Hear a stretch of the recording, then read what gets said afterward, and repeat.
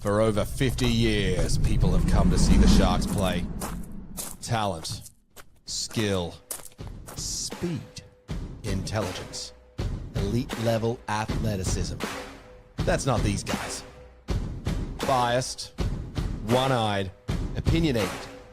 More often wrong than right.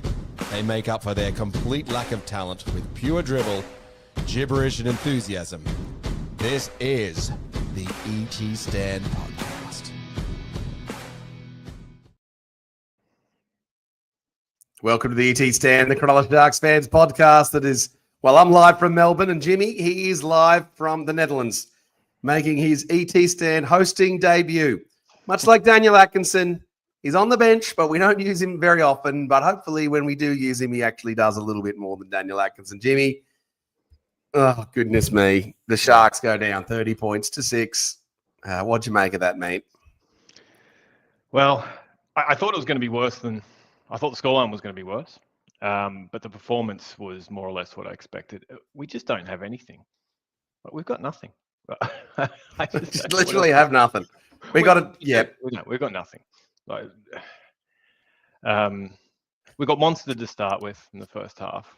The first try, there was the gap between Trindle and Talakai was enormous. They just walked it through. Easy try.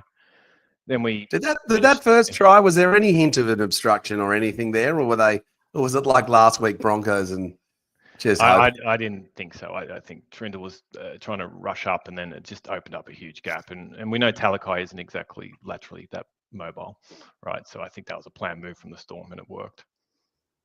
Well, Talakai is not laterally that good. So, yeah, this is very true. Right. So, the first try. But then the next try is... Well, the next try was... I think that was just from us lack of composure, right? That we were down their end. We're putting a lot of pressure on them. Talakai should have gone himself against Farlago. Just go over. Don't try and pass the ball to Ronaldo. Just go yourself. And I think there's twice you should have done that. Twice he could have. Well, certainly once he could have done that. Yeah, once definitely. Yeah, certainly once he couldn't have done that. Yeah. But I just felt it was a bit of desperation from the Sharks there, thinking, oh, they're only down 6-0. And then you're like, oh, well. And Hines does this ridiculous tap on under huge pressure when it's completely unnecessary, and they just run up the other end and score. It was like we're chasing the game with a minute to go, the way they were playing at that point. It was like they were chasing the game with a minute to go. No, that's right. That's right. So they get the funny tap on, and then, goodness me, yeah, the Storm guy just runs the length. That didn't work out so well for him later because it was the same guy who did his hamstring, wasn't it? Yeah, unfortunately. Yeah, same guy did his hamstring. You can so then the Sharkies get back in it. What did you make of the Sharkies try? Well, it was almost the only way we're going to score was through Hines put up a good kick. Trindle chased really well. And was it, I think, Pappenhausen and was it Farlago? They just looked at each other and Trindle gathered it and scored. It was a bit of luck, really. It was a bit of luck, wasn't it? It was the only way we're going to score was a bit of luck. I mean, it was the same in the second half when Trindle put up that huge spiral bomb. Probably got a very lucky bounce because I think they thought it was going to bounce and go out, hit the crossbar, and then it was either Talakai or AFB. Someone in the comments, can you tell us whether it was AFB or Talakai? Jimmy and I were trying to work it out. Yeah, and I thought it was AFB. Jimmy thought it was Talakai. Let us know in the comments who it was. Maybe AFB made more sense. I don't know because he was in the middle. But that was the only way we're going to score. We should have through a BS kick or just an absolute bunch of luck. Yeah, exactly. But all right, so let's just elephant in the room. There's been a lot of criticism of the fullback Kennedy. 2 times a back rower has out-jumped him and they've scored. He's just not good enough, is it, Jimmy? No. I mean, he needs a new sponsor, Concrete Boots or something, right? Because he just didn't get off the ground, right? That really, really put the nail in the coffin when he didn't even jump. And look, Katoa had a blinder of a game. And by the way, so Katoa's jumping high in the air, catching every ball, and we tried to go for a short kickoff. What do? Let's kick it towards Katoa. What a great idea. Yeah, that's not going to... So anyway, but no, with Kennedy, he's just not got it, right? He's just not got it at the moment, does he? No. But what do you do? I mean, I think all the fans are rightly saying, "Oh, well, we've got to drop this and drop that." But who do you drop these plays for? Like who, right? Yeah, it's like it's not like we've got Adam Dyke sitting behind Mitch Ely. There's like an 200 game player just sitting there. Yeah. And look, I mean, you can't put Hines to fullback. He's you just see when Hines too runs. slow. He just doesn't have that acceleration, right? And the only other player who maybe could go to fullback is Atkinson, but he's going to the Dargans next year, right? So why bother? Yeah. It's a shame we've got injured, but yeah. Or even Horodi. Horodi plays fullback quite a lot for the Jets, but he's injured. Yeah, but you can't play a Roddy at fullback. Goodness me. Well, you can't put a Roddy at fullback. He does play for the Jets like that, but no, you're right. No, he can't jump. He can't jump either. He couldn't jump either. Yeah, all right. Well, we'll go through the comments now, and we'll discuss each of those in turn. The debrief on the ET stand is brought to you by our good friends at Solve Accounting, who, quite frankly, if they were accounting for Sharks tries, they would not have a very busy job. So give them a call. They're just chilling out doing nothing. The link to Solve Accounting. If you need any help around tax time, give Phil Blocks a call and they will be able to help you out. That's actually Chris Bloxham, Jimmy, if you remember. We played soccer with him back in the day, back for the mighty Cronulla Seagulls. There you go. Just keeping it local. Let's go through these comments. Shauno in the comments, man, oh man. I missed the first half due to watching the local rugby league boys play. I'm glad I did. At least they played well enough to win. Poor errors and not capitalising on try scoring chances. It's just the errors I thought was more telling. Like they just how many, like we went through it before. We had errors from Katoa, Ramian, Talakai, Hines. And roll. A lot of them were unforced, right? Toby dropped the ball early in the second half to put us under huge pressure. Yeah. We also threw a couple of stupid forward passes. That we just put ourselves under so much pressure with unforced errors, and then we're trying to spread the ball wide or trying to, get a bit of momentum, and we just do really quite blatant forward passes on 2 occasions, and we just put ourselves in, what was noticeable, Mike, is the structures and shapes that the Storm have in attack far more prevalent than the Sharks guys seem to have. The Sharks don't have anything like the Matt Moylan slingshot plays like we used to. And the Storm have actually got a fair few more moves than we do. So to the point of not capitalising on the try-scoring chances, Shauno, I would also say we're not coached to be able to perform on the try-scoring chances either there, mate. Pete Bissett in the comment is saying, pain, more pain. Here's my prediction. We will rally, make the 8, then fold like a pack of cards again. So many areas are off, and Nico of 2022 is long gone. Have a good show, boys. We'll try it, Pete. Let's just break this one down. Jimmy, do you think the Sharks can still make the 8? Well, we've got 2 buys in hand, and we've got we've got 2 tough games. I think we've got a bye next week, don't we? Is it next week? The bye's coming up.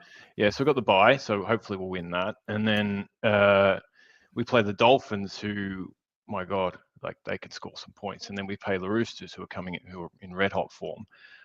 I think if we win against the Dolphins, let's see. I think we're going to drop out the 8 the way we're playing. Yeah, I think we're going to drop out. I'm not sure we'll get back in. I think if we play today against the Dolphins, we'll get absolutely spanked. Roosters the same, and I think that'll be it for us. I hope I'm wrong. But we just are clunky in attack. Our forwards haven't got the go forward. I can't see us turning it around. Maybe best case we fall into the 8 on the back of 2 buys and playing a couple other easy teams. But we've seen what happens when we play easy teams. So we can easily lose. Well, we can't. We don't live for the hard teams at the moment. There was no lifting, no intensity, just no anything. It just looked like they just didn't think they were any chance of winning, to be honest. So, I think it's interesting is if you look at the last times we've beaten the Storm, it's last 3 times, I think. It's when there's adversity, right? So last game, obviously we lost Ramian and Stone Street early on, and we needed a complete reshuffle, and we're up against it. Time before that was the famous game where Hines and Trindle were out. We played Brayley at half, and Atkinson had a great game, and we're really up against it. No one gave us a chance. And then the time before that, if I remember, I could be wrong, we beat them at Shark Park when Nico was out with COVID. It seems like the only way we could beat the Storm was when we have massive adversity and they galvanize. Like, it seems to be some mental thing, right? I almost feel like our game plan needs to be, I don't know, secretly injure one of our players at the last minute so we have a huge issue, because that's when we seem to step up. Well, that's fair. That's definitely fair. All right, next comment. We got Scott Latino in the comments saying, "Who is this blowing?" Yeah. About Jimmy here joining us now. Jimmy is famous among Sharks fan circles for a couple of reasons. One is he is very proactive with planning trips back to Australia for prelim finals, and was renowned for losing, what was it, 6 in a row after travelling back or something. Don't start me. Some outrageous. 2001, I flew back from England to watch them lose to the Warriors. No, 2001? No, 2002. No, 2001 was Knights. Yeah. 2002 was Warriors. Yeah, the Warriors. Yeah, I was convinced we were going to make the grand final. I flew back for the prelim. That worked out well. Flew back in 2008 for the Storm prelim, 28-0. That one didn't work out either, did it?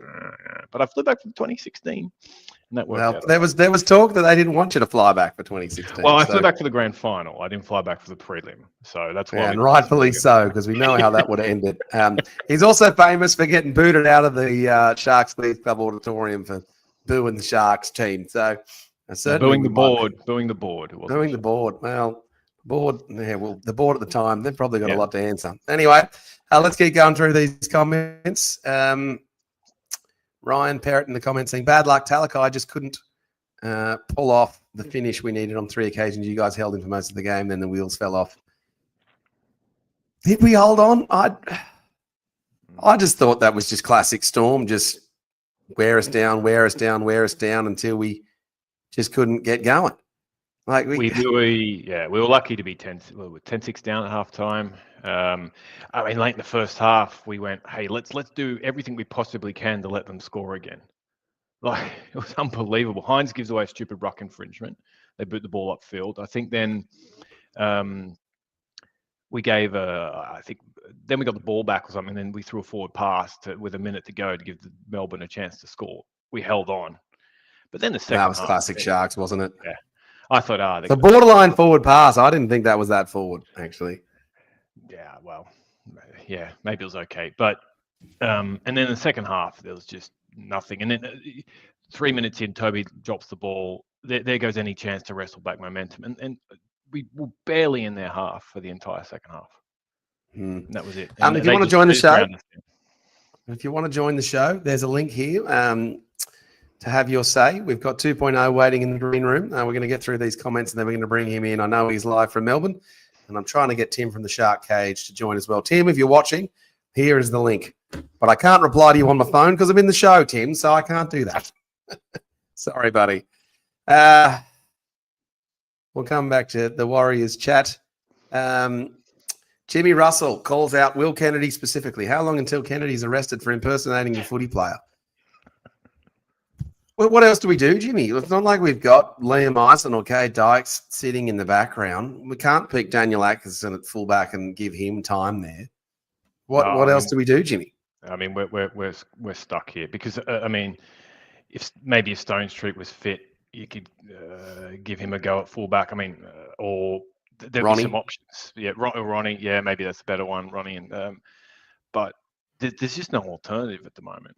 Really, I know who's the guy, the fullback in Jets at the moment, but I don't think he's ready. I've forgotten his name, but there's no real alternative, really.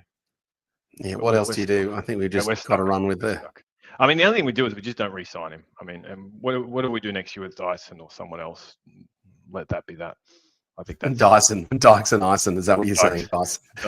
Well, I don't think. Yeah, well, I mean, like we have Ison, Dykes. I don't know if he's a fullback, and also he's got. Let's hope he gets over his injuries. I don't know, but maybe Stone Street. jury's out with him at the moment in terms of. I think he's got potential. Well, we haven't re-signed him either, so I don't know what we're No, doing. he needs the game time to get re-signed, doesn't he? Otherwise, he's going to end up somewhere funny, or he might end up on a cheap contract for us. Speaking of Katoa and Stone Street, SJD in the comments says, I love Katoa, but I want to see Stone Street against the Dolphins. We're lacking air superiority and speed. I don't know. Stone Street's not that good on the catch, but he's definitely fast. He was a bit funny on the high ball a few times, a few games early in the season. Is he back for the Dolphins game? Yeah, maybe is he back? I reckon. He looks that way. I think he'll be back. We'll look. We'll put a pin in the Stone Street chat until we get 2.0 in, because I know that he'll be ready to go on that one. Hugh in the comments is saying the team is done for the season. Let's accept it, and hopefully they do something to at least develop those here next year and going forward. Check my stats in the Discord. Some players are disgraceful. So if you do want to check the player stats and get involved in our Discord channel, you can do so. And there is Sharkbot, and also there's Stats tool where you can press /stats and player and check out all the different players. So the stats of the players are pretty terrible, aren't they, Jimmy? We did go through that. What do we say? What stuck out for you for the stats other than the obvious errors? Well, AFB topped the. Well, first of all, none of our forwards really made a lot of meters. We were AFB, I think, topped the meter, unsurprisingly, the run meters. Just trying to see what his stats were. I also look at Kafusi. Like, he played 55 minutes. He made, like, we need. I think the reliance on Fanua Blake for the go forward is a real issue, and we need someone like Kafusi to partner up and go with him, and I just don't see him doing that at the moment. I really have ball speed. Jimmy was pretty quick from Hamlin Ueli and from Rudolph and Kafusi and Fanua Blake. They're pretty good. They're playing the ball speed. It's just the errors. Yeah. I thought they did all right late in the second half when Ueli and Toby came on. I thought they did a bit of they helped with a bit of the go forward. I actually thought Colquhoun, I mean, his stats don't look amazing, but he just seemed to be putting in a good shift for me. Like, just watching him, he was everywhere. He was tackling. He was taking some hard runs. Yeah. Like, I thought he did quite well. He only played for 20 odd minutes, but for the time he was on, I think he really, helped solidify the middle there. But we just don't have enough. We need 2 or 3 players to go with AFB, and it's just not happening at the moment. No, it's not. All right, let's get some of these characters. We've got 2 characters in the green room here. Tim, we're going to go to 2.0 first. So you've got about 5 minutes, Tim. Give us a thumb. Oh, I can see Tim's drinking a beer there. Tim, give us a thumbs up if you can hear me, and just know that you've got 5 minutes. All right, well, he's not giving me the thumbs up, but let's get 2.0 in here. There we go. 2.0 was live down in Melbourne in the Sharks fans section. Mate, firstly, before I get you to react to that, calls for Stone Street to get into this team. Where would you put him? What would you do? And if only someone had said this a couple of months ago. Listen, I'm sick of thinking inside the box. Like, everyone's saying that he can't play fullback. Well, neither can Kennedy. It's true. Like, and I'll give him a bit of props, because he played well up until the bomb. The first bomb that Katoa caught. He caught them all. He was safe under the high ball, but it's just that lack of height and speed. I was thinking during the game, we don't have anyone that can wrestle back control for us in the backs. We don't have a game breaker. We've got no speed. We've got no one that can just get on the outside and take off. It's true. Stone Street does that. He can do that. But we're so fixed on Kennedy being a good fullback. He's a solid fullback. He's not the game breaker we need. He's not going to get you 200 metres a game. He's not going to get you 8 tackle busts a game like a Tedesco or something. We need to think outside the box. I'd prefer Liam Eisen, but he's injured. I prefer Kay Dykes, but he's always injured. We need to figure out, one, the coaching staff needs to be able to have a look at the end of the season. We need to bring in assistant coaches that know how to deal with the attack. 2, our defensive coaches, we got all of them, all defensive coaches, and we're leaking 30 points a game for the last 6 weeks. So something needs to change. We can't keep having these love-ins and honesty sessions, because they're not. 65 minutes of that game, it was old Sharks football, tough and gritty. We were defending our asses off, and then as soon as they scored, it broke us. There's no leadership. But the errors killed us. Errors killed us 2.0. But I mean, we can sit here and blame the Jesse Ramian penalty, not a penalty. We can blame the little push on Jerome Hughes, not a penalty. But until we start showing resolve for a full 80 minutes, it's not. It doesn't matter if we finish 8th, 5th, 4th, 6th. Were either of them the disruptor? The disruptor. What is that? Jesse's penalty? That was the Jesse one, wasn't it, Jimmy?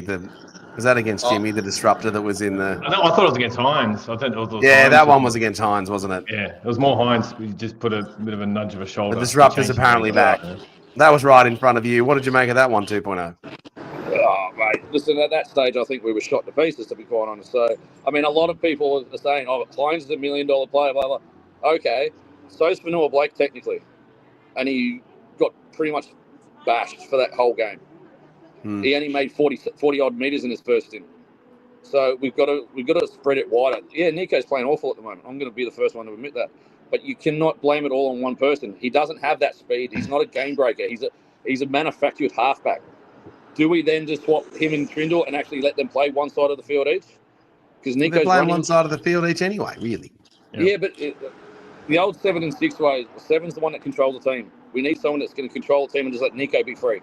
We need him just to freaking run the ball and get that ball out. We don't need him controlling the team and telling us where to go. Let Trindle do that. He's played his halfback his whole career. So it doesn't really matter. It doesn't matter who's playing half or 5'8" at the moment. We're not good enough. It's as simple as that. That's a fair assessment. 2.0, you were down there in the Sharks Bay in S11. What was the atmosphere at least like with the Sharks fans? Certainly pre-game was pretty pumped up, and they were... Yeah, we were good for the first 65. We played pretty much like the team. We went a bit quiet after that, the try to Katoa.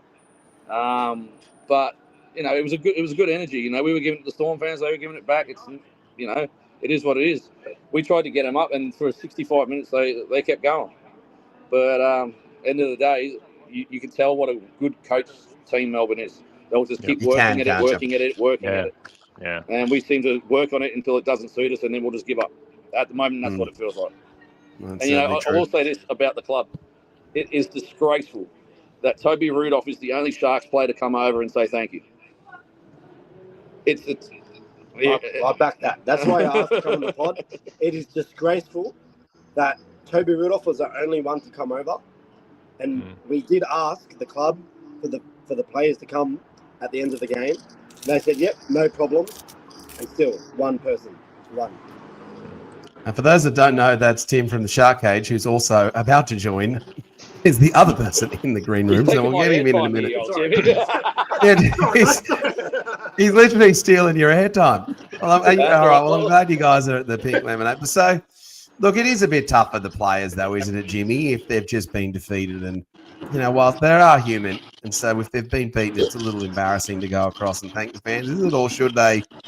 Do you think they should be going across the fans? Well, look, if the fans are there waiting to greet them and just to give them a bit of encouragement, they should go over and acknowledge them at least. There's a lot of people travel down, obviously. Yeah, win, lose or draw. I mean, they're there to support them, and they're there after the game to give a bit of encouragement. I think they should respect that. I think the thing is, as well, boys, is that we've got a family. I've met a family over from Perth. There's a guy that's flown in from the Philippines to be here today. You know, we've got all these Sharks fans coming together, and one player comes over and says thanks. It shows the lack of leadership. Do you reckon that happens under Gow and Lewis and Ennis and all that?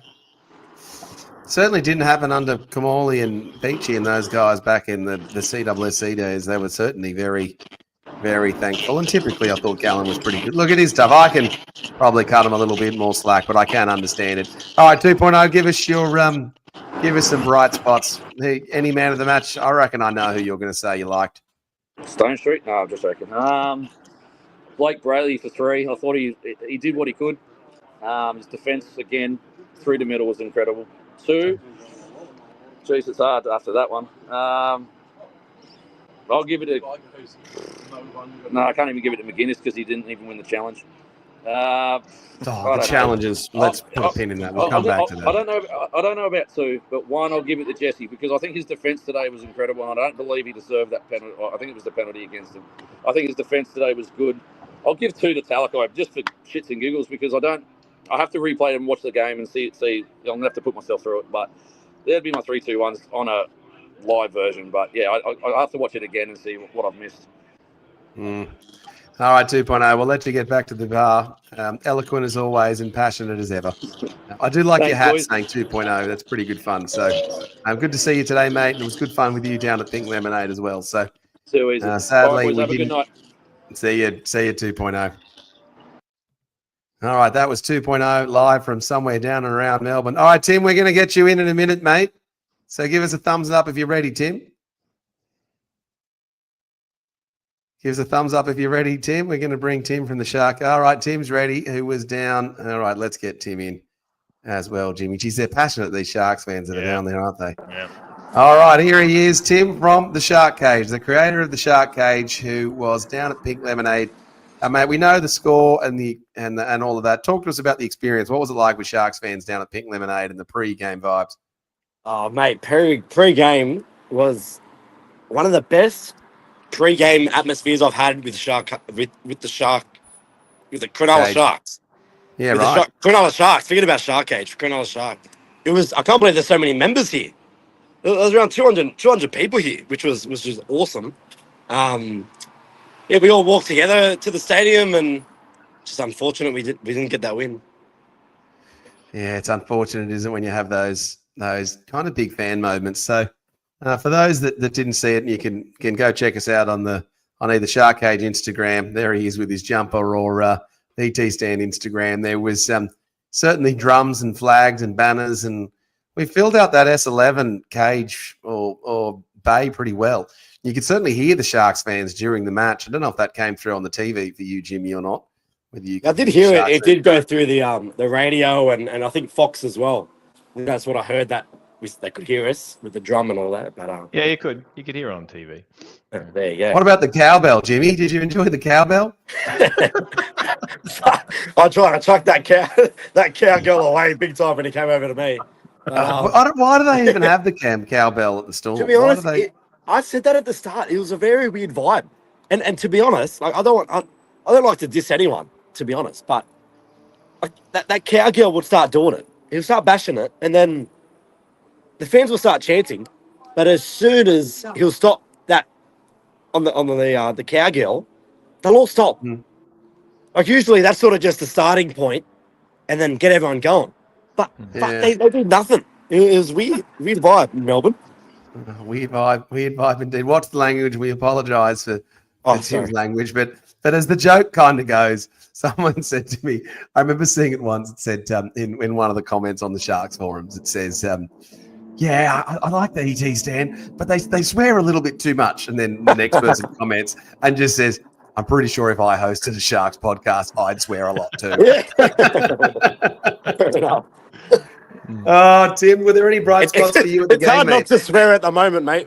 The last 6 weeks. Were there any bright spot players for you at the game, mate? Sorry, any what? Who played well? Who played well? Which players played well? Who played well? And another thing. Who played well? Blake Brayley. To No, be honest, I'll have to say Brayley, but Brayley for 6 points. yeah, honestly, like I really don't like to diss the team. I'm really against the dissing, but I just feel like to be honest, I have to watch the replay. I'll watch that tonight, and I might get back to you. But go watch the replay and give us comment on Tuesday night. I can't remember at all when we had our attack in their own 20. In the Storm 20. We didn't. In the I second can't remember half, it. I literally can't. We almost won in the second half at all. In the second half, we were barely in their half. It was shocking. terrible. All right, Tim. Well, we'll let you get back to the pub and slap 2.0 across I'll the get back to head the for us. club. I've got all these Storm bloody fans coming through looking like I'm a bloody idiot, but it's all right. We'll go back to the pub and get our sorrows down. Enjoy. All right, mate. We'll catch up with you soon. Tim from the Shark Cage there. See you, buddy. Cheers, guys. Thank you. Oh, boy, they're raucous, those guys. Yeah, we had a good time down there at Pink Lemonade pre-match. It's just disappointing when you go to a match and you travel, isn't it, Jimmy? You've done it. You've traveled to a big match, or you've made a big effort to go, and then just getting trounced. It's pretty hard to just deal with, isn't it? Yeah, the World Club Challenge killed me when I went to that. Yeah, That would have hurt. yeah, it did. Just you want to touch on the challenge because Yeah, let's touch on the challenge. well, for me that was very stupid, right? One, because it was a stupid challenge early on, but then not long after, we're up the other end. AFB loses the ball because King kicked it out of his hand, right? And we didn't have a challenge. Yeah, I mean that really cost us.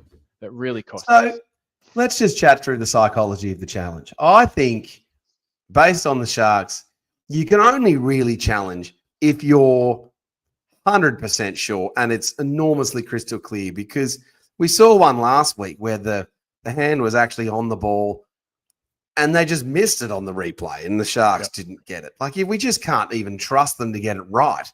And so you've got to save it for when it's just clearly an error or there's 5 minutes left and you're throwing the dice anyway, don't you? Yeah, exactly. It was you got to be more strategic with the use of the challenge. It was very. When they went for it, I thought, oh, what are you doing? Right? It's not like the game was on the line at that point or anything, right? But then again, we're on the attack up the other end. We can wrestle the game back a little bit. AFB loses the ball. You can see King kicked it out of his hand. That's where it would have made more sense to challenge it. Yeah, you're just pulling your hair out, aren't you? Ben Turner in the comments says the escort penalty completely changed the game. Again, 50-50 calls just don't seem to go our way. The escort was tough.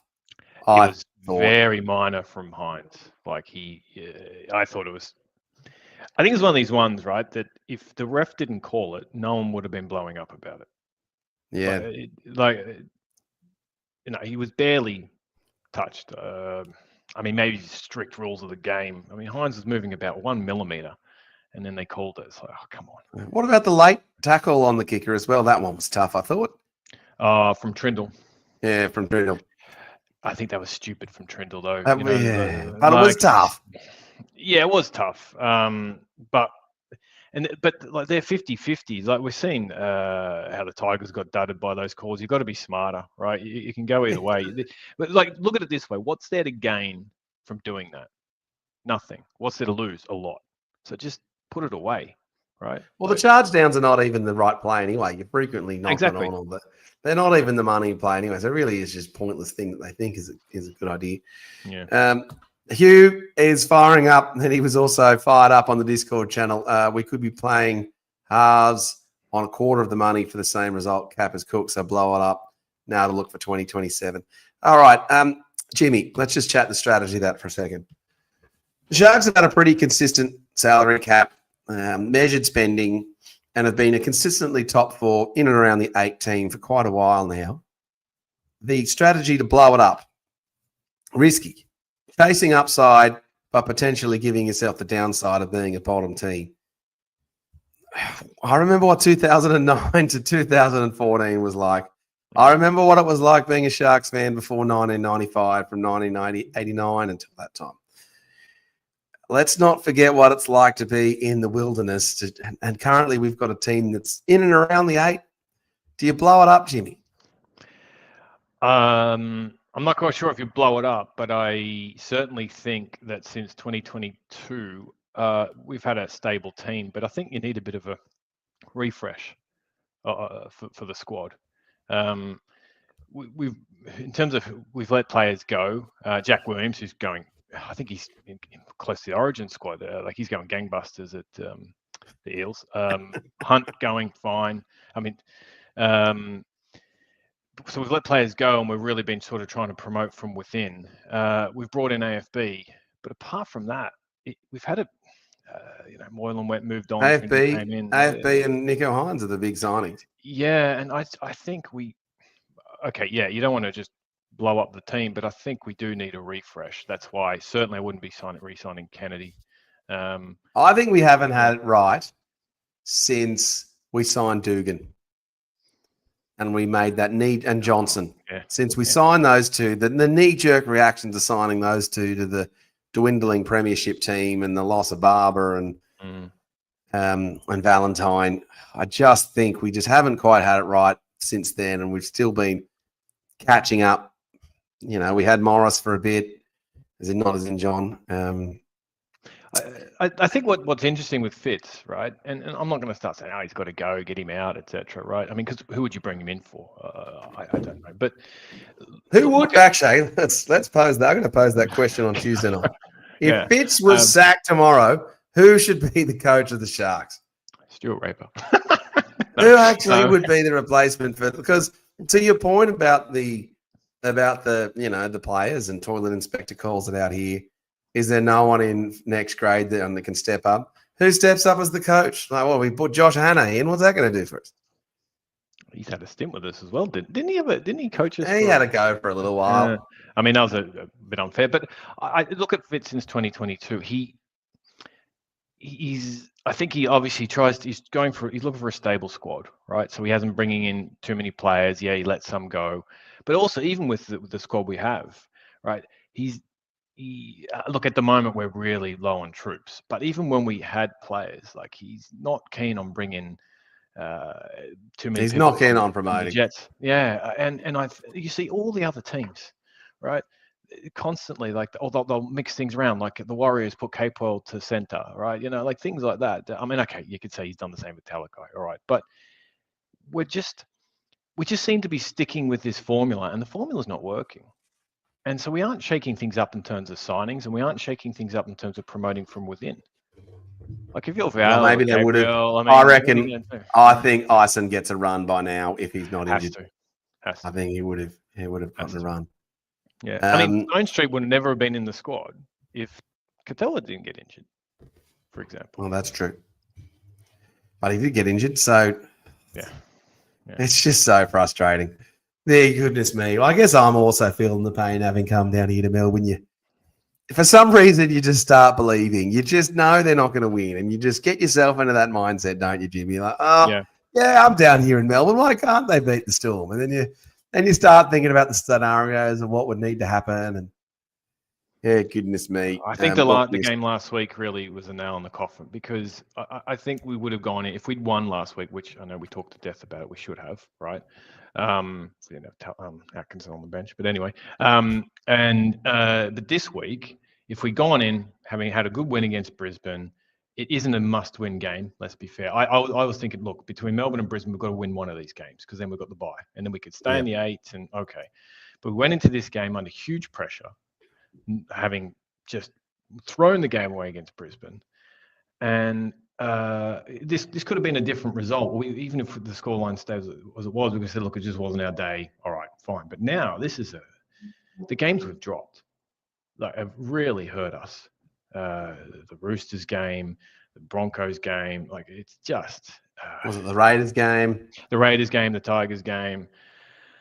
Like, you give us 8 more points, and we're on 26 points. We're third. Yeah. But we put ourselves in a horrific position. We're coming into this game. We're already out of the 8. So we really, I mean, top 4. If everyone's talking about top 4, forget that. Top 8 is. I don't know if we're going to make the top 8 now. No. So and we're on the same points as the Dragons. I mean, we could. So if you look at the top 8 now, you'd have to think the Warriors might drop into the bottom half of the Metcalf's gone. Top 8 now, with Metcalf being injured. But even if they can hold on and until now, the end of the season. Look, the Broncos look home for the top 8. The Panthers look home for the top 8. So really, there are 2 spots left between the Roosters, the Dolphins, the Seagulls, and us. You'd think we can probably sneak that, but we're a one-and-done team. Probably play the Roosters again and get knocked out. Yeah, I'm terrified of the Dolphins game. I mean, their young halfback, who's it, Katoa? I mean, trust us, we could play the Dolphins. Yeah, we'll probably play the Dolphins in their first semi-final and lose to them, and they'll always talk about it. And it's all Dolphins versus. Oh, no, that is what's going to happen, Jimmy. We're going to get knocked out by the damn Dolphins.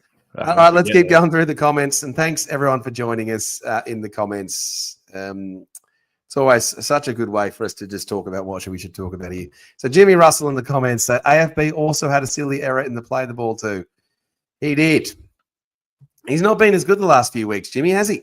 No. I think the weight of expectation and reliance on AFB is catching up with him. He's playing more minutes now. The team need him to do everything. And I mean, also, let's be fair, even his bad games are still better than everybody else. Right. I mean, like his worst game is still like even today. He had probably one of his lesser games. Okay, he still played better than any other forward. Yeah, he didn't look like he had the big impact. No, he didn't have the post-contact meters. That seems to be missing. No, he didn't have that. Yeah, you're right. He didn't have the, like, I don't know. You watch Nelson and he's still a little underdone for the Storm. He just seems to be a little bit more difficult to deal with. And we just didn't have that. So, Dean 180 in the comments says, loss doesn't feel as bad as the other ones, I think, because I'm used to it now. You might have to get a bit more used to it, Dean, unfortunately. Hugh, we don't even force errors in defence. Every team has massive completions against us because we're so passive. Our completion rate today was pretty bad as well. I think it was 79% or something. It wasn't great. All right, here we go. SJD in the comments says, not putting Chris Vela or Michael Gabriel in the centres was a very poor coaching decision. And the running joke is that SJD is, of course, moonlighting as a keyboard warrior and is actually Coach Fitzgibbon.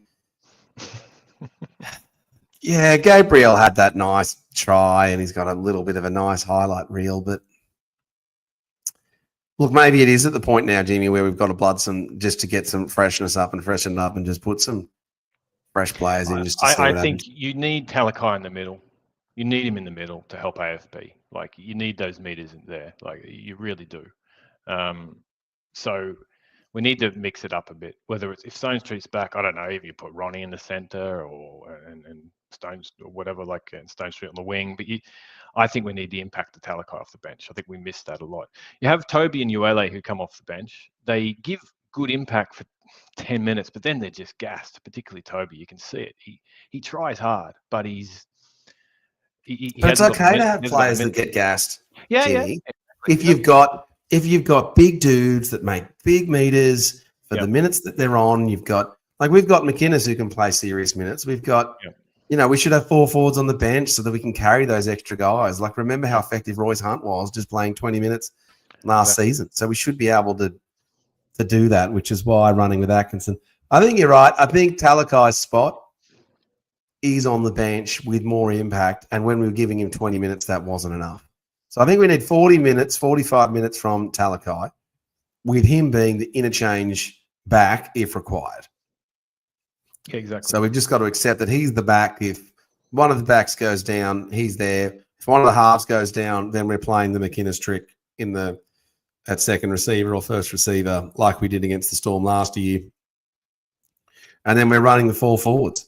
So maybe we're also missing Hazelton. So if we were full strength, you'd have to say that the bench is, well, it's Kale Iro and Jesse in the centres with the rest of the team as is. And then it's Hazelton, Talakai, Rudolph and Uele. Yeah. Then the Sharkies, we're well known, or at least I know, as we never do well with a couple of players injured and a bit of adversity. We basically need every player to be fit. We won in 2016. Every player was injury-free. We were winning that grand final until Fecky got injured. We were out and out winning that grand final without much trouble until Bill went on. So the Sharkies, it's just a tradition of that's just the way we are. All right, let's keep going through it. Matt Leeds agrees with you, Jimmy, in the comments that having the same number of points as the Dargans is embarrassing. Hugh is saying we're really relying on buys now to make the 8. We are. Ben Turner said the first half was okay. Do you agree with that, Jimmy? I think okay if you're happy with mediocrity. Like, it was okay because we hung in there, but we weren't great. Right, we got a lucky try. We gave away some stupid penalties, dropped the ball. We were lucky to only be 10-6 down. So I think the score was okay. The performance, so no, I wasn't particularly happy with the first half. I wasn't. The second half. Yeah. I wasn't over the moon with it either. Rob V, Goat Shark is in the green room. We'll give you 60 seconds. Rob V, give us the thumbs up if you are good to go. He's given us the thumbs up. All right, he's on the 60-second warning. Huey in the comments is saying, let's face reality. We are now one of the easy teams. Good, please don't. Well, I don't want to be back to the days of There's nothing like a match against the Sharks to get a team back into form. That is just the worst for us to be. And then Jimmy Russell in the comments says, I'm just curious, at what point does Fitzy get the lads together and flat out say, if you don't get your SHIT together, players are going to be dropped? I think he did that last week, actually. I think the honesty section was there for that. Who knows? Hugh Cox has said, bring back the Leagues Club so we can boo them post-game. It might fire them up. That would certainly work. I don't condone booing the team after the match, but I know someone who does, don't I, Jimmy? No, I think we have to put in context of the time period that we were operating in, and it was more, wasn't the players, although Paul Gallen did tell me to shut up. So, yeah. All right, and last comment. More of the board and the coach at the time. All right, and the last question. Actually, I'll do two more comments. Benjamin Turner is saying, I'm starting to think the Sharks play better when Franco is on the debrief. Yeah. What can I say? Franco is unavailable today, and I think, Franco. Yeah, well, I'm the Atkinson of the podcast, So I've come Jimmy's the Atkinson. Yeah, what are you doing here? Who is this guy? Never bring him back again, please. Right? Oh no, we'll definitely have you back. But you're copping a bit of stick. I don't know who this person is. Andrew. I know. We both know who that is. Andrew is saying, is that Cherry Evans on the mic? That's a bit mean there. All right. Yep. Thanks, Andrew. All right, let's get Rob V in. Passionate as ever. Rob V. God. G'day, Cobblers. So, what do you say? New router. Let's just see if I like. New internet. So, yeah. So, Rob, to get some extra speed, is that all Fitzy needs to do? Is just buy a new router and pedals? Yeah, both those things. Yeah. What'd you make of the match, mate? I thought we were a finals team for 55 minutes. Not really. You're more positive. And then decided that, this is a bit hard. I don't really want to play anymore. I've had enough. Which is that's the problem with going with the Storm, isn't it? That's every game this season, pretty much. I think there's been instances where we've played in the last the back 40 and, decided, actually, we quite like footy. We want to play footy for the last 40 minutes. But there's never been, has there been a game this season when we've gone, footy is great, love playing it, I want to do 80 minutes? I can't recall one. Maybe the Cowboys game. Maybe the Cowboys. Even then, we dropped off a bit because the game we put the cue on the rack. But apart from that, not really. Yeah. So I think you're being a bit. Rosy Sharks coloured goggles there, Rob, for 55 minutes. I didn't think we ever looked like we could beat the Storm in that match. I don't know. They were getting about 15 minutes, 12 minutes into the second half. You could see them getting the shirts. Hey, we're Melbourne. We're playing at Melbourne. Why aren't we smashing you? We're stepping off the mark to the side of the mark every time, and we're holding down as much as we like and not getting penalised. Why aren't we winning? What's going on? I dead set saw that. But then, then we were penalised. Yeah, I don't know. Anyway, Sharks aren't getting the rub of the green on the penalties, are they, at the moment, Rob? That's hurting us. Yeah. That's. I have to say that there were 6 agains today, and I was saying, you've got to be kidding that they're doing this, like dead set, pushing us backwards when we stand up to play the ball, and it's like, that's Melbourne, that's fine. But us, Melbourne drive me crazy. I detest them. I don't know if that's clear. They step off the mark every time. They hold down every time. They're allowed to do basically whatever they want. Lahane, they're known as Lahane in my family. The hate, because I hate them so much. There's like little bits of slobber coming out the corner of my mouth when I watch games. It drives me mental. Yeah, but that's a well-coached team, right? Like they push the boundaries. Like, I agree, I hate it, but you got to give them credit. They get away with it, right? So why do they get away with it though? Yeah, I mean, it's the age-old question, but they get away with it, and they keep it's because of the referee hierarchy. So you guys should know this by now. The Sharks, we sit towards the bottom of the league's ladder of NRL hierarchy. We are above the Tigers. Yeah. However, there are just other teams that just get more preferential and beneficial calls than we do. And we just but we got some Got some tough calls today, though, didn't we? Rob, I'm going to get you to respond to Shauno's comment here, which is, how does a team be 20 minutes from a grand final, then recruit arguably the best prop in the competition, then completely derail and now look like they'll drop out of the 8? Well, we are out of the 8. How does that even happen? To me, it's thicker. They're totally disconnected. It's perfectly obvious to me that they don't know. People don't know roles. There's a couple of players in particular, and I'll call them out in a moment, who have dropped back markedly in the last 2 years. I was just after half time, they talked about the extended New South Wales team, and I almost I had a little bit of a verp. It's like Teague Wilton has somehow managed to make his way into the extended New South Wales team. I wouldn't trust him to catch look after my dog for a couple of days. He has been terrible. I'm sorry if he's in the leadership group, and I think that's a terrible indictment on the culture within the team that he is in the leadership group, because he makes 2 important tackles a game and then does very little thereafter. He doesn't bust the line. I'm really down on Wilton at the moment. And Jesse, last year, New South Wales, rightly, touted as being a New South Wales representative, and has done 0 this year. Can't bust a tackle. Still makes most of his tackles, let's be fair.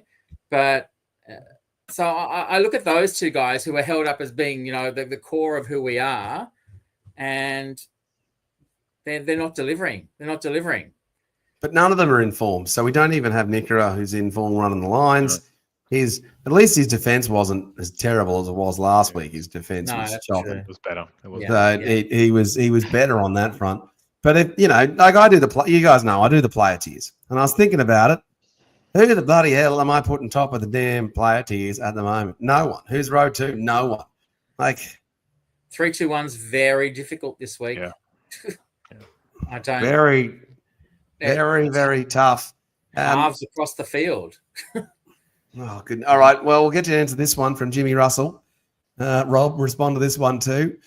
What changes would you make? Jimmy is suggesting Ronnie at fullback, Stone Street on Ronnie's wing. Wouldn't be that bad of an idea. What would you do? Well, let's just say, has Will been calling out our defence effectively from the back? Well, my thoughts are he has not. I'd be interested in your perspective, guys, but I don't think he has. Ronnie would have attacked the ball against Katoa, that's for sure. Absolutely. But it's not attacking the ball. Ronnie attacks the ball. We all know that. Yeah. But the fullback is such a big part, of the defense and calling out who's who. If Will's not doing that great job, and he hasn't for the last 6 weeks since he was top of the table, the Dally M's, he's not the same player. Why not? What do they say the definition of insanity is? Doing the same thing. The same thing over and over again. Expecting a different result. So on the fullbacks, when you look at all the teams and the players that have switched to fullback, they're frequently one of the top 5 outside backs in the team. And there's, all right, well, who's the best outside back in the Manly Seagulls team? It's Travojevic. And so when he's injured, they put that young kid in there. And so, for the other teams, so I would say Will Kennedy is not our top outside back now, and Ronaldo Mulatalo is. So therefore, Mulatalo should be the fullback. Maybe that's the outside thinking. No, I'm with you, Boldo. I mean, the whole thing is, for me, is that he has ticker. He has fire. He doesn't have a hangdog expression on his face when things, for me, Will's always had a problem with, for me, in that he's always got that kind of face, and the body language is not right. You don't see that in any other fullback in first grade. All other fullbacks are trying to, they're bossing people around. They're being at the ball. They're like, they've got power. They run with determination, don't they? They've just got to. His running has been better this year, I have to say, and that's that start of the year than it was for the last 4 years or so. The running has been better with determination, but everything else, not so great. So I would definitely give Ronnie a go. Last time I contributed, you may recall my outside pick for centre, and I still stand by that. And Jimmy, you were talking about having Talakai in the middll. I agree with you, Talakai in the middle, and I would put number 11 back not back into the centres. So Britton. You put Britton in the centres. In the centres. He's I think fast that's enough. not such a bad shout. I think it's a better option than Talakai. I would agree. If you're going to have one of them in the middle, like you're much better off having Nico out the centres. I agree, and then Talakai coming in the middle. Yeah, whether it's second row or whatever he does. I just think Talakai can have a greater impact from 11 than he can from the centre. He made some great tackles today. That's good. He made effort, but can he really change the game from centre with his speed? He can with his hands, Rob. He can with his hands, but he fucked the hands up today. Except for today. Oops, excuse my French. Yeah, but apologies for the swearing on the podcast, but as we say, it's hard not to swear when you host a Cronulla Sharks fan podcast. Talakai at least has some X factor about him like he does have that. So look, here's the question to ask. If you're to line up all of the Sharks players and say which player changes the game if we get their best output from and they have their most dominant game. Yep. Talakai can single-handedly, we've seen him do it before, tear teams to absolute shreds, as can Fanua Blake and as can Nico. Yep. And so you've just got to try and find ways of unlocking these guys. And at the moment, the only player who's remotely looked like being unlocked to his full potential this season is Kale Lero, and he is long gone injured. Yep. So we are like miles away from that. Rob, I'll get you to respond to this one for us. Huey in the comments, he's on fire today, says, who cares if none of these players are not ready? The season is over. Give some game time to some other players right now. Rob, is the season over? No, season's not over.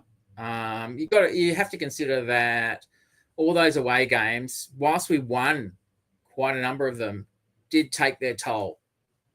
And I think drained our energy. And I think that's reflected in the sorts of performances that we're delivering in the last few weeks. Can we come back from that? Yeah, I think we can. We've still got cattle. It's just they have to play to somewhere near their potential. But we've got 5 home games between now and the end of the season, Rob. Let's answer the second part of that question. The second part, do we blood other players? I absolutely believe that we do. There's some guys who are putting their hand up in Newtown and showing that they are capable of doing a little bit more. I mean, I was really sad to see Puru not play today. I think he was one of the key. I thought he was good too. One of the best person who delivered really well last week. Like a badly beaten team he put in. So I was sad not to see him. I was glad to see Atkinson not play. Not because Atkinson's a terrible player, just because he doesn't suit our game style at the moment on the bench. It doesn't make sense. I'll tell you a funny story, lads.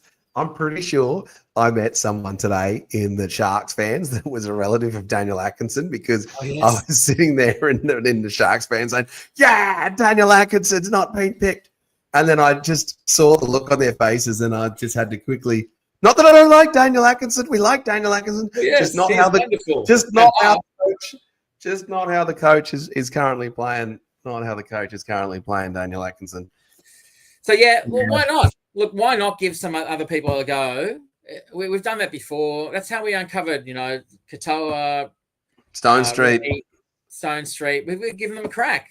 Give them a crack. Hazelton got a crack, didn't he? Well, let's be fair. Let's also talk about that. If we look at the damage that's been done to our front row rotation in this period, it's been pretty much whacked, pretty much like it was last year.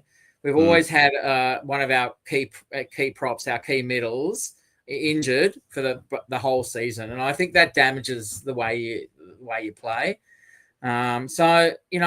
Yes, I am an optimist. I've always been an optimist. I mean, I'm a Shark supporter. How can you be a Shark supporter and not be an optimist? I think give them a go. Probably can't hurt. Let's just answer this last one with you, Rob. Brad Lewis in the comments says, my problem isn't with any of the players anymore. What are they meant to do if Fitzy keeps picking them? All they can do is their best, and at the moment, it just isn't good enough. The team has reached its peak. Give us a commentary on the coach, Rob, as your last contribution before we try and ask if there's some 3-2-1s. I'm not alone in thinking that his bench rotation needs work. Is a polite way to put it. Let's move on to selection, Jimmy. You're quite right. No one is in fear of losing their position. No one in that team is worried about losing their position to a young person. And that's wrong. Can you name me another team in the top 4 where there's not at least some pressure on a position? You look at and even the teams below us, which are now not as many as those above us after today's game, but there's pressure. I don't see anyone in that team going, "Oh, my position is at risk." There's no one. So Except to me, for ironic. So you know whose position was at risk? Hepapuru's position was at risk. Yeah. And he played well, and he got dumped. Yeah. So Billy Burns, when he's come in, has Billy Burns didn't look too bad either. So to me, too bad either. Teague, what you've got a really lovely, unique name. You've got a lovely 80s haircut. That's great. But make way, please, for someone who's going to really really make. There we go. Apologies. It's hard to run a Sharks fans podcast without swearing. Someone who's really going to make it like an effort the whole time. And so yes, I'm with him. I'm with our commentator. 3, 2, 1, Rob. Before we let you go, my friend. I can't. I really can't. There's no one. I don't have 3 points for Jimmy for stepping in when all of the other boys are unavailable. How about that? Well done, Jimmy. Jimmy. Yeah. You know, Rob, if we ever need you, I should get you to step in as a guest host on the debrief one time too. I think you'll give me a heads up so I don't consume too much. But yes, I'll be open to that. Yeah, well, apparently the Sharks always lose when Franco's not on the debrief, but I seem to be doing more of them lately, and they start losing. So maybe we'll try and. I tell you what, I'm going to not do the debrief next week, and hopefully the Sharks get the result against the bye. I'm not blaming you. Let's be fair. That's fair enough. All right, Rob, you're an absolute gentleman. It's great having you part of the gang, and we'll talk to you soon, legend. Heads up, fans. Heads up. Fins up. Thanks, Robbie. See you soon. All right, that was Rob Valinsky joining us as well. Ah, jeez. Jimmy, I'll tell you a funny story before we'll just wrap up these comments from at the game. So I was sitting with this Storm kid behind me in the crowd, and this kid would not stop screaming all the time. He would have to be the most annoying kid with a loud pitched voice. And he was just going absolutely berserk every single time. So anyway, what I noticed is that there were spare seats behind him. So at halftime, Jimmy, I switched to sitting behind him. and so you can imagine what that kid copped. So after 3 minutes, I said to him, "You now know how it feels. You can ask me to stop at any time." And he turned around and he said, "Please stop."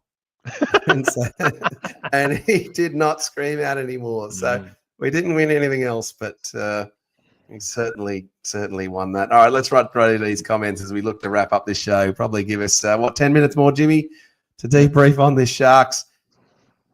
Stuart Campbell says, needs to blood another centre for next year. Missed out opportunities today, and Kennedy finished us off. Kennedy's catching certainly did finish us off. Huey, I'm going to stop reading Huey's comments. He's just on fire. 2 offloads from the entire forward pack, 55 metres from Kafusi, 12 missed tackles between Teague and Nickera. Goodness me, that's pretty telling from that lot, isn't it? Jimmy Russell's asking, how long until Tuku is back from injury? He is always given great forward when he has played. I'm not sure.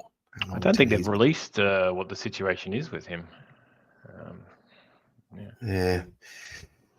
Not sure. Glenn Thompson in the comments saying Will Kennedy is just not up to the grade. I said preseason he ain't an X factor. Tomo, that's probably fair and right. He was lucky. That's why I guess we were so surprised. I bet he hasn't earned the daily endpoint since he wasn't first on the table. And Tomo, I'll just say to you that I think there was a bit of fair justice when we copped that penalty against us and then they missed. Hugh saying here, Stone Street is a busted ankle. And why are we talking like he should have played the last few? Ankles can be very hard to come back from. That's true. With a busted ankle, he might be doing better than that. He was never up Buckley for selection. I mean, we'll never. Yeah, he wasn't up for selection. We're not saying that we way. should have picked No, him, but we're just saying that we missed him. Yeah. Scott Buckley in the comments says, it is sad there is something very wrong at the club now as fans. We much watch as other teams absolutely dismantle us. Yeah, that's pretty... that's true. Here we go. Stuart Campbell. Roosters 40 zip at Old Allianz with Carney. Freezing cold in the middle of winter was the worst away game I've been to. Yeah, that one was pretty tough. Bring back Barry Russell, says Jimmy. Barry Russell will be pretty handy. Yeah, as a CEO, as like an executive, or as an administrator, halfback? please. Yeah. Well, so we can self-report and get Flanagan sacked again. All right, here we go. Yeah. Dean, my favourite Sharks teams have been 97, 2002, 2008, and 2022. Do you think we are more like 2002 or 2005? We are more like 2005, Dean. 2005 team showed good performance and then fell away towards the end of the season. Managed to jag a finals place, 7th place second, lost 28-22 to the Dragons. It's pretty painful, that one, Jimmy. Yeah. Here we go. Oh, Adelmo says we should bring back Alan Fitzgibbon as the coach. And Yes. then the other Fitz can be the ball boy. No, then Craig Fitzgibbon can play in the second row because we're missing one of him. Yeah. Huey in the comments says that ChatGPT would handle the bench better than Fitzgibbon. You know what I'm going to do? I'm going to put that into ChatGPT, and we're going to go through that on Tuesday night. How should the Cronulla Sharks handle their bench if they've got this type of player, this type of player, and this type of player? Let's see what they come back with. Benjamin Turner, a few years of soft draws. I don't buy into that, but if that's the narrative, maybe teams can work us out easily with the same players. Yeah, this year we did have the tougher draw, Jimmy, earlier on, and also the tough away games. Do you think that's catching up with us? I would say no, because we also played. I mean, we came into the Origin period where we're thinking we've got an easy run, right? We played the Roosters, who had their New South Wales Cup team, right? And then we played Brisbane, who had Payne Haas backing up, and two players backing up. A bunch of others, right? I mean, you could say it's catching up, but I mean, what would you rather have a tough draw, or actually be missing five? Like the Roosters had 5, 6, 7 players out and belted us. Yeah. I don't look at the draw. We had a few out for injury, though. It's not like we were completely full strength. No, yeah, that's true. That's true. But like that Roosters game, their team was decimated. And okay, they were decimated. If we'd lost it by 6 to 8 points, we'd be annoyed. But we didn't just lose it; we lost it. Yeah. Mazdad in the comments is saying Klein should have been a Storm player in the first half. Do you remember what specifically that could have been for? I don't know. I don't remember one specifically. And then Mazdad backing it up with "We will make the 8." All right, let's just see. A couple other ones. Here we go, Paul. Boldo, try watching New South Wales Cup once in a while. Tajford, Chris Phelan, Gabriel Starr every week. They'll all leave if they don't get a go. I do try and watch it, Paul, but it's very hard being Boldo, Paul. Because Boldo has to run the damn podcast and do a lot of other stuff. So if I had more time, I would like to watch those. And Paul, that's why we have you. So tell us. So Taj Ford, Franco calls out Taj Ford a lot. Jimmy. Yeah, maybe Viola and Gabriel have got to get a go. Otherwise, they are going to leave. You're probably not wrong, Paul. So that's definitely true. All right. I think that's probably all the comments. I think we can get through. Paul, love it when you give me a hard time. It's so good. Jimmy, your 3-2-1s from that match. Any bright spots? Jeez. I'll give Browley 3. He did the best he can. He tackled like a machine. Made a couple of good runs. After that, I'm going to give 2 points to Colquhoun, just putting in a shift. He didn't. I just think he did what he had to do. And I'll give 1 AFB for making the most meters and being the only. Yeah, that's it. And being something. Just being although it wasn't his greatest game, but I mean, compared to the other forwards, yeah, I'll go 3 Brayley. I thought Colquhoun was all right, 2 for Colquhoun, and I don't know, 1 for the Sharks fans who didn't get acknowledged at the end of the match. Last question we ask on the debrief, Jimmy, is what did you give the score or what did you rate the match out of 10? Did you as a rugby league spectacle, or did you enjoy watching that one? Where does it get a 1? Yeah, it's 1 or 2. It was a bit of a bludger of a game. I mean, the Storm ran away with it at the end, but it was, it wasn't a great spectacle, I don't think. It wasn't indeed. All right. Adelmo has reminded us that the girls' team kicks off their campaign on Thursday. Looks like they're the ones to pin our hopes on this year again. That probably sounds right. All right. Well, that was the ET Stand podcast, the debrief episode following the Sharks' 30 points to 6 defeat at the hands of the Melbourne Storm. Jimmy Munro, thanks for coming on. Can we get some love for Jimmy in the comments? I thought he was pretty good. Certainly way better than... Yeah, he's definitely the Dan Atkinson of the podcast. Sits on the bench for ages, does nothing, and then gets involved. And actually, at least he did something, but true. Really, you were just involved in another loss. Yeah. Perfect. All right, guys, we'll be back Tuesday night for an episode of the ET Stand.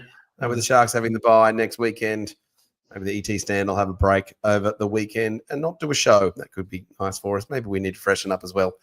Jimmy Munro, thanks for getting involved. Always good to see you, buddy. And for me, David Bolderman, Sharks lose. Well, we're not done yet. Let's see how we go. We'll beat the bye and then on to the rest of the season. 5 matches at home out of the last 8. We can make the 8, and then who knows. All right, that's us. Done. Up, Cronulla. See you next time. For over 50 years, people have come to see the Sharks play.